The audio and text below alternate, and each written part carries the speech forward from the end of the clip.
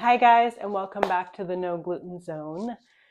I was not expecting to have a minoxidil update this quickly, but some things happened and it is an update and I did want to share. I think it could be very important and very helpful to other people who are using minoxidil. So when I saw the dermatologist initially and he brought up the whole minoxidil thing, he mentioned taking the pill version of minoxidil, the oral minoxidil. And I was not interested in that. A big reason is that my blood pressure tends to run low just naturally. It always has. And it is essentially a blood pressure medication that's going to lower your blood pressure further. So I did not want to take that pill. And then the other side of it is the fact that when you take the pill, you can't control where the hair growth is going to happen. I have heard from people who take the pill and, they get facial hair and body hair in places they didn't want, especially for women. Those are very undesirable potentials, right? So I had zero interest in taking the pill version of it, and I was totally happy to use it topically. And I have to say that nowhere, absolutely nowhere, have I seen the possibility of it affecting your blood pressure mentioned when you use it topically. But that is what has happened for me. I will say I started using it on March 19th of this year, and we're now in October. And I kept struggling since then. I know since Easter. I got sick on Easter, and I was legitimately sick because I had a fever, I had body chills, the whole deal.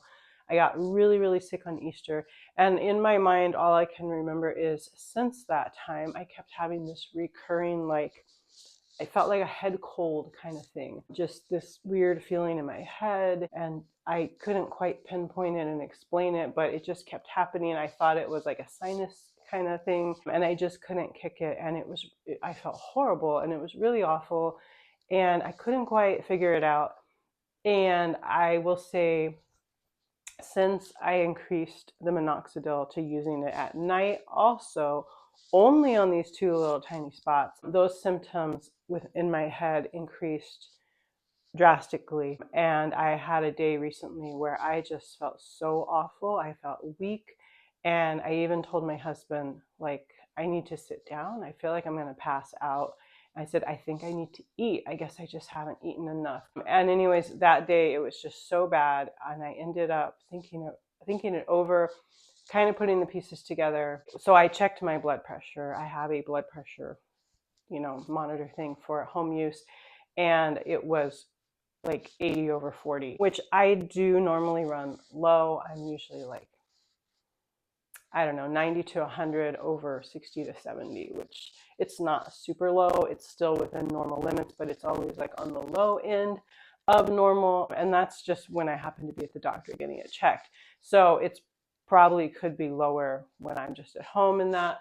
But I am realizing that I have felt this before without minoxidil. I just didn't know what it was.